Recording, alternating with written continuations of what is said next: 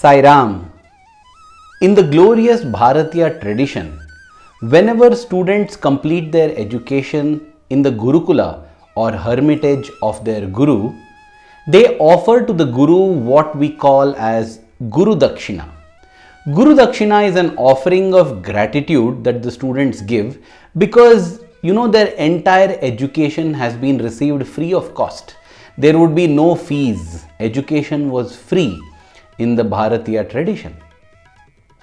Now that is the glorious tradition that Swami continued, and Swami established his educational institutions. And therefore, it is not surprising that all of us students, when we would be on the verge of completing our education, we would want to offer something to Swami as Gurudakshina. But when it comes to Swami, he is not just a Guru, right?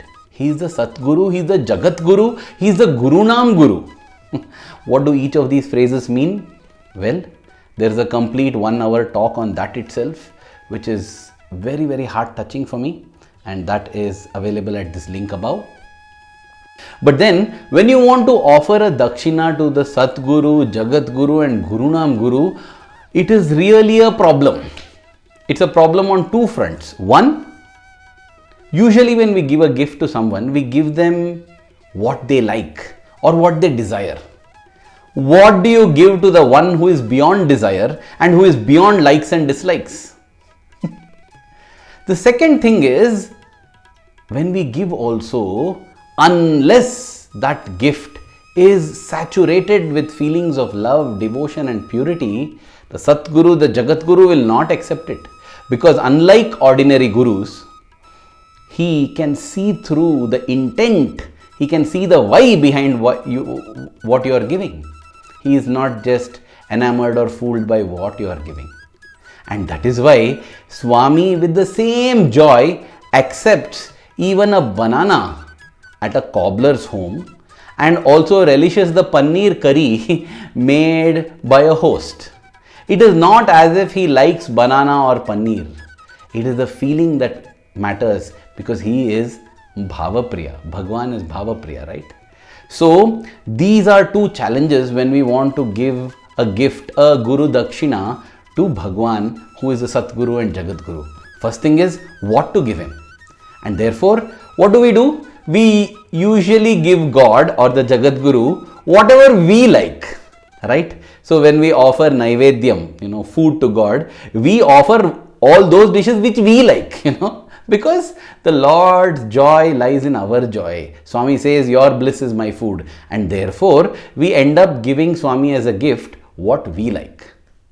And so, in the March of 2004, the batch that was 1 year senior to me, after putting their heads and hearts together for so many days, came up with their gift of choice to Swami, their Gurudakshina parting gift kind of.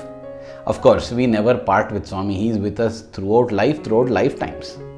They decided that since many years, Swami had stopped wearing robes of different colors. He used to always wear this beautiful saffron orange robe. And therefore, they decided to gift him with a few robes of different colors, the maroon, the white, the yellow which he used to wear during the Krishna Janmashtami, the white which he used to wear for birthdays and Christmas, the maroon one which he used to wear for the convocation. And very happy with their choice, very happy with the gift that had arrived, all of them wrote their letters with all their heart. And on that D-Day, representatives of these students along with a couple of teachers went to Swami's residence to offer this Guru Dakshina, this offering of love to Swami.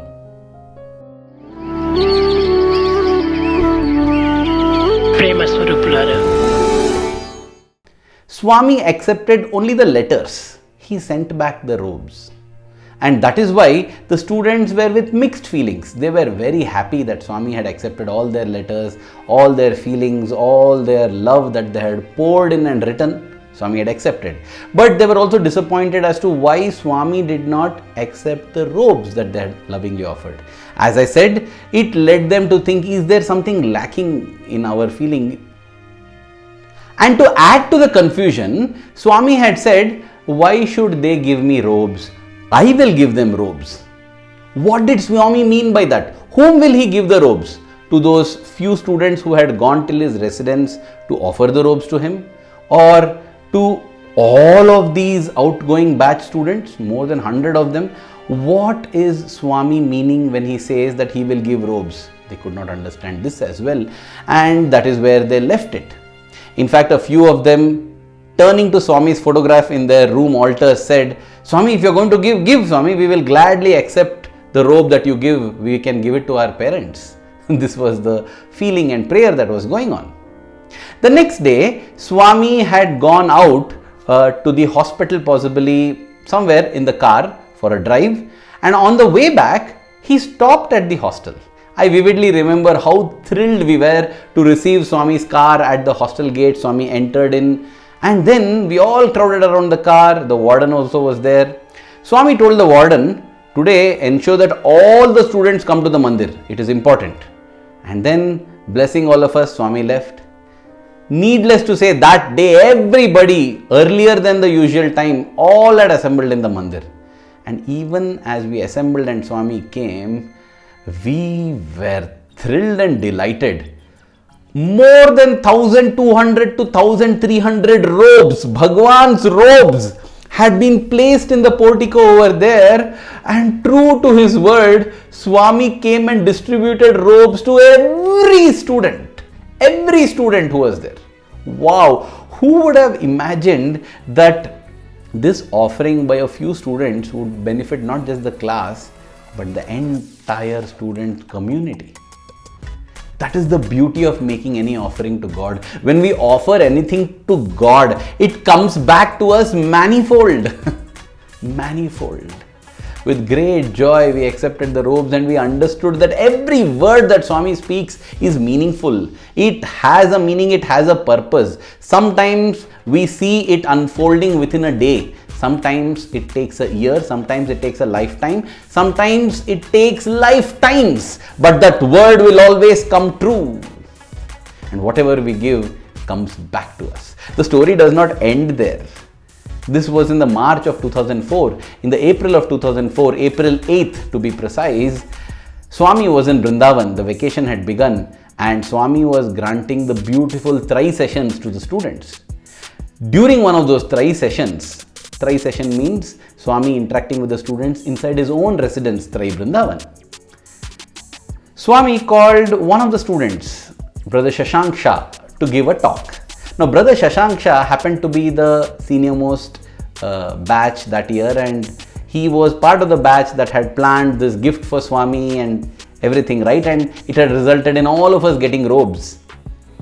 He used to get opportunities many times to speak in Bhagwan's presence, and his classmates had told him, hey, next time when you get an opportunity, why don't you share this experience of how we offered the robe and Swami gifted all of us with robes. Beautiful, you know.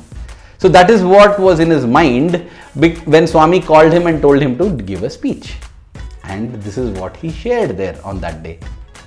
As he completed his speech, so sweet, such a master planner, Swami said, I knew he is going to speak about this. Now robes I gave only to all the Prashantinilayam boys. What about the Vrindavan boys? They will feel bad, right? Dear brothers and sisters, Swami had kept hundreds of robes ready for distribution for the Vrindavan students. Wow! Imagine, there are multiple layers here. One is his thought, one is his master planning, the omniscience. He already knew what he is going to speak because when anyone speaks in Bhagwan's presence, as we speak in Bhagwan's presence, it is foolish to think that we are speaking. It is his will. We can't take a breath without his will. And that was this beautiful episode of these robes. And that is how all the students got robes. In fact, distributing robes was a feature later on. Swami distributed to all the office bearers and he distributed even later to the girl students. Everyone got robes. Symbolic of his presence in our life. But more importantly, it is symbolic that whatever we offer to God comes back to us manifold. Not only does it come back to us manifold, it comes back to us at the time we need it the most. Remember the episode of Draupadi. When Bhagwan Krishna was cutting some sugarcane, he snicks his finger and it's bleeding. While all his queens and others in the palace run around to get antiseptic Dettol or whatever lotions are there to apply back in those days. Draupadi tears her silk sari instantly and ties it to Krishna. Years later, Draupadi is being humiliated and disrobed in the open Kaurava court, and she calls out to her Hridayavasi Krishna, the Krishna who is the resident of her heart. And Krishna remembers and Krishna says, "Hey, Draupadi gave me sari when I cut my finger. I will give her sari." That's all the Lord sees.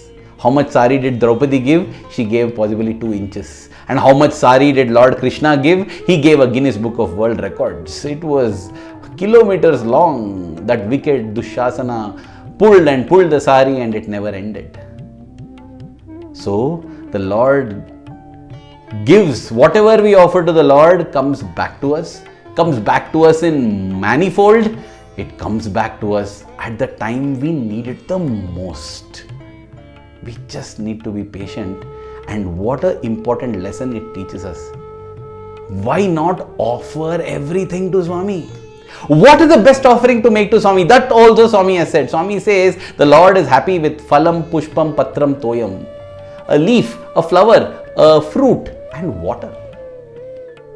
But then why not magnify the impact of the offering by offering these in the true sense? What is Patram? What is leaf? Swami says Deha Patram. Offer the leaf of the body. Meaning offer all the actions that we do to Him. Do it in Swami's name. Phalam. Phalam is what? Fruit. Mano Phalam. Swami says the fruit of the mind. Vancha Phalam. The fruit of all our desires. Give up the fruit. Let us do action for action's sake without desiring for the results, because we offer the results to God. That is the fruit that He seeks. What is Pushpam? Hridaya Pushpam. The flower of the heart. Free from the 6 vices of Kama, desire, Krodha, anger, Lobha, greed, Moha, infatuation, Mada, pride and Matsarya, jealousy. That is Hridaya Pushpam. And Toyam, water. What water? Ananda Bhashpam. Swami says, the tears of joy and bliss that you shed thinking of God, that is the water that I seek. Dear brothers and sisters, let us sanctify our lives by offering our all to Swami. He is the only worthwhile investment in life. He is the only worthwhile being to whom we should offer. Praying to Swami that the love that we have for Him in our hearts keep growing every passing moment. Thank you. Jai Sai Ram.